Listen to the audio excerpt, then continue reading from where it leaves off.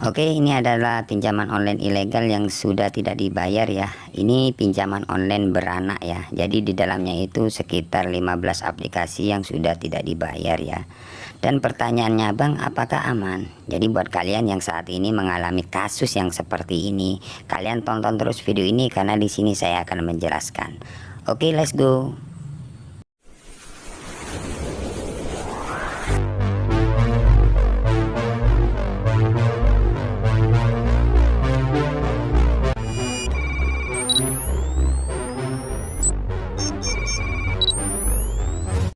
Assalamualaikum warahmatullahi wabarakatuh.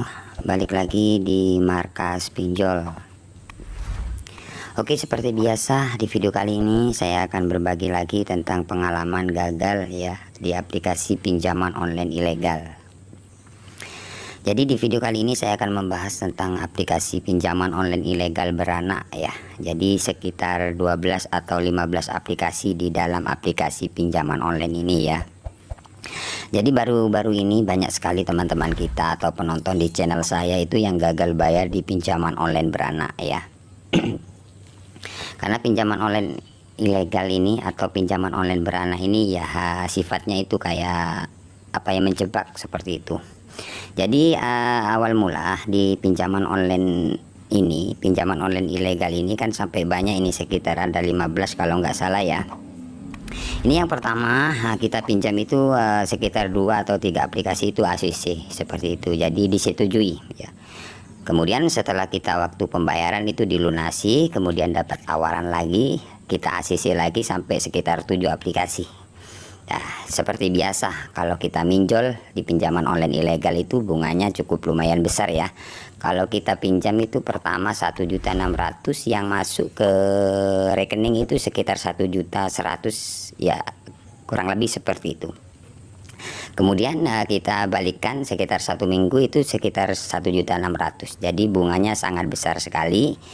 Dan kemudian waktu sebelum jatuh tempo ya masih kurang 2 hari kita sudah diobrak-abrik ya dari pihak pinjol tersebut ya, dengan cara-cara penagihan ya, diteror, diancam mau sebar data seperti itu.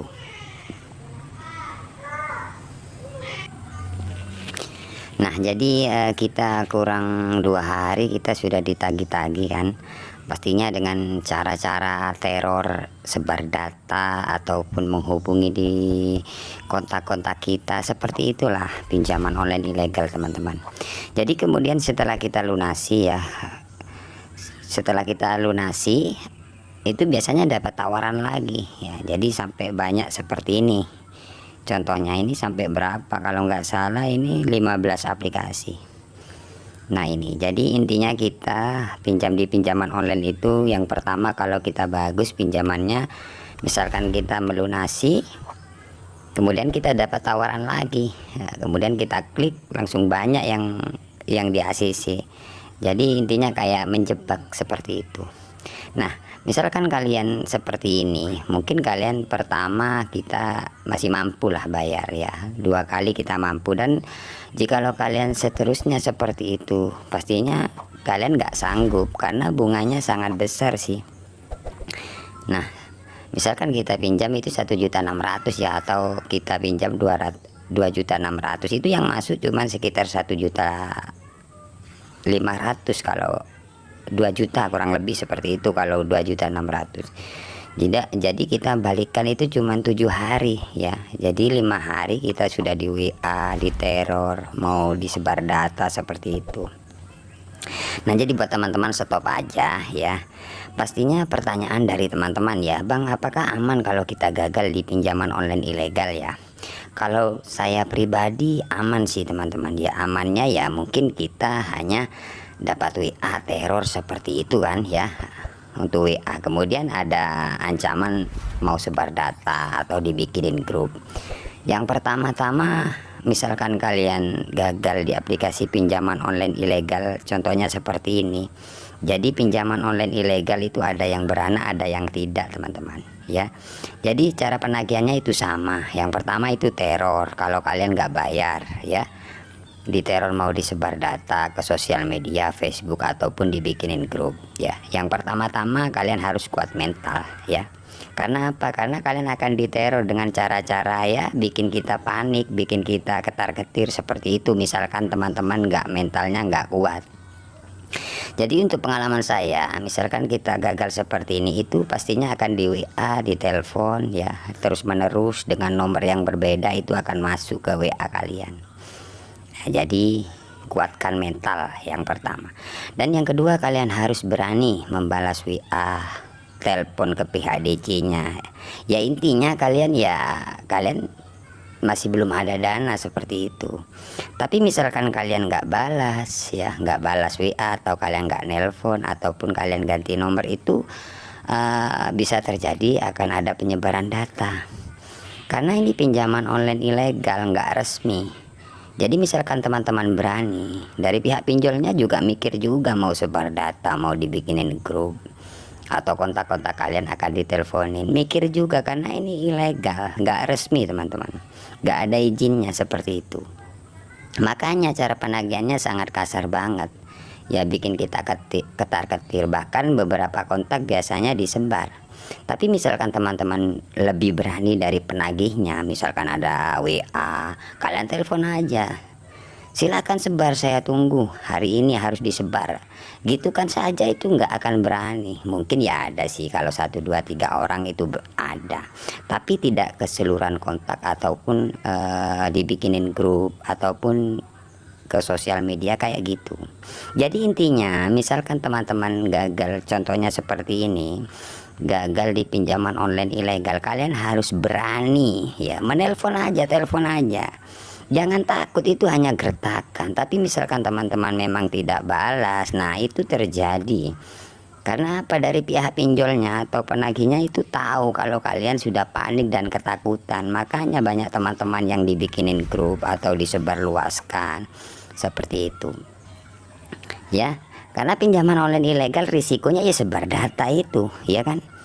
Bahkan yang legal aja ada beberapa yang sebar data ya. Tapi kalau pinjaman online yang legal itu biasanya tidak memberikan nama aplikasinya, karena itu legal, takut juga. Jadi intinya takut teman-teman. Jujur aja, misalkan kalian memang tidak ada dana, kalian bilang aja masih belum ada dana, masih cari dana. Tapi kalau pinjaman online ilegal, yang pertama saya ingatkan lagi, kalian harus kuat mental, itu yang pertama. Dan yang kedua, kalian nggak usah ganti nomor. Kalau kalian ganti nomor, kasihan kontak-kontak kalian akan ditelepon terus menerus. Karena pinjaman online ilegal ini itu memfitnah, kayak kontak kalian itu biasanya kalian tidak cantumkan, itu biasanya cara penagihannya, nomor Anda ini buat jaminan hutang si ini, seperti itu. Nah misalkan teman-teman kontak-kontak kalian ditelepon terus menerus ya, itu apa nggak marah kalau nomor Anda ini dibuat jaminan hutang si ini, seperti itu. Banyak teman-teman yang ditelepon seperti itu ya nggak terima. Karena nah jadi untuk teman-teman ini sejauh ini gagal di aplikasi pinjaman online ilegal ini seperti ini ya, ini aman kok, aman, nggak ada sebar data ataupun dibikinin grup. Cuman ada sih beberapa kontak ya, mungkin kalau nggak salah 5 orang atau 7 orang, kurang lebih seperti itu, tapi tidak ke seluruh kontak. Nah, kalau kita dibikinin grup ya sudah, kita kalau dibikinin grup itu ya seluruh kontak seperti itu. Makanya kalian lebih berani, lebih bagus seperti itu ya. Karena pinjaman online ilegal harus ya jangan takut, kalian harus berani. Kalau kalian takut ya kalian akan diteror terus menerus seperti itu ya. Memang risikonya kalau kita pinjam di pinjaman online ilegal seperti itu, setiap hari kita dapat WA teror ya, dengan ancaman ya foto Anda ini ya biasanya diedit seperti itu. Kalian nggak usah panik ya, kalian balas aja, silakan saya laporkan Pak, seperti itu ya. Jadi resikonya pinjaman online ilegal seperti ini teman-teman ya. Kebanyakan teman-teman yang gagal itu ya langsung main panik. Kalau kalian main panik ya kalian nggak bisa mikir ya. Maksudnya kalau main panik kalian langsung ada WA seperti ini, gimana. Jadi kalian nggak bisa mikir, kalian balas aja ya. harus diterima ya, harus diterima. Pinjaman online ilegal meresahkan memang ya, intinya kayak menjebak. Kita lunasi satu, kemudian besok ada tawaran, kemudian sampai 2 atau 3 aplikasi seperti itu ya. Kalian mana sanggup ya pinjaman online ilegal ya, cuman tenornya 7 hari, kita kurang 2 hari sudah di teror ya. Mau cari pinjaman seperti apa ya, kita harus cari uang seperti apa ya. Jadi intinya mengambil uang kalian dengan cara ya pinjol seperti ini. Makanya banyak di channel saya itu pinjaman online ilegal yang tidak dibayar karena meresahkan seperti itu. Lebih berani, lebih bagus teman-teman, seperti itu ya. Jadi gak usah panik, kuatin mental, hadapi. Misalkan ada WA teror, kalian respon aja dengan baik. Kalau kalian mampu telepon aja, gak usah ganti nomor. Kalau ganti nomor itu kasihan kontak-kontak kalian, seperti itu ya. Jadi resikonya ya cuman itu aja sih. Kalau kita telat 1 minggu 2 minggu itu masih gencar-gencarnya. Kalau sudah 1 bulan mungkin ya 1 hari cuman 2 kali atau 3 kali, seperti itu ya.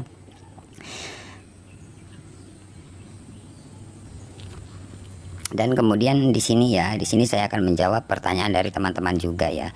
Bang, kalau kita mau gagal bayar di pinjaman online ilegal ya, apa izin akses kontak kita tidak diizinkan, kemudian hapus kontak-kontak kita yang ada di HP ya, kemudian restart ulang HP kita, apakah masih bisa disebar? Sebenarnya kalau seperti itu, settingan seperti itu sudah percuma kalau kalian sudah pernah mengajukan di pinjol ya, karena data kalian pertama kali itu sudah diambil sama pinjol ilegal. Jadi misalkan kalian mau gagal bayar, kemudian kalian setting HP-nya ya restart atau ya izinnya sudah nggak diizinkan, itu percuma. Karena masih banyak teman-teman yang bertanya, Bang, saya mau gagal bayar, kemudian HP saya sudah disetting, kemudian aplikasinya sudah saya tidak diizinkan, seperti itu kan ya. Kemudian saya restart HP, kontak-kontak saya sudah saya hapus semua, itu sebenarnya sudah percuma. Jadi tergantung kalian saja, tergantung bagaimana cara kalian menghadapinya. Misalkan kalian mau gagal bayar ya, jadi buat teman-teman yang mau gagal bayar sudah pernah ngajukan kemudian disetting HP-nya atau kontaknya dihapus, itu sudah percuma ya. Jadi data kalian sudah ada di pihak pinjol ilegal ya. Tergantung bagaimana cara kalian menghadapinya, seperti itu aja. Makanya saya bilang lebih berani itu lebih bagus teman-teman. Karena pinjol ilegal kita harus lebih berani ya. Kalian gertak-gertak juga, seperti itu ya. Karena pinjaman online ilegal ini memang sih meresahkan dengan apa ya, sebar data, dibikinin grup, atau foto-foto kita dibikin poster, diedit, seperti itu. Oke, kiranya cukup sampai di sini saja untuk video kali ini ya. Jangan lupa like, komen, dan subscribe channel ini. Oke, saya akhiri. Assalamualaikum warahmatullahi wabarakatuh.